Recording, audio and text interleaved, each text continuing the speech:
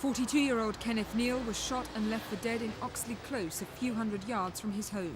He was married and had 2 children, a daughter aged 21 and a 17-year-old son. Mr Neal had worked for British Telecom for 19 years. He left his home in Strathnairn Street at 10 to 7 this morning. Within minutes he was dead, shot at least twice in the head.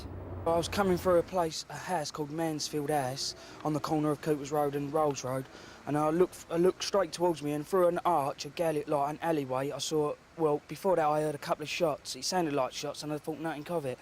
And also when I looked through I saw a black youth run straight through.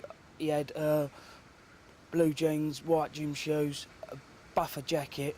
He ran through and he had small hair, and I just looked and I didn't really think nothing of it. A woman who heard the shots called the police and found Mr Neal dying behind her car. She also saw a man running off down an alleyway, but she described him as white with fair hair. Detectives have been questioning everyone entering and leaving the estate and searching the area for the murder weapon. None has been found. It's worrying, really. It's worrying for your children and all that, letting them out and all that. Today's killing is the latest incident in a wave of violence sweeping southeast London. In April, Jonathan Putt was stabbed to death at a club on Tower Bridge Road. Later that month, David Norris was shot dead in Belvedere. In August, David Brindle was murdered at the Bell pub in Walworth.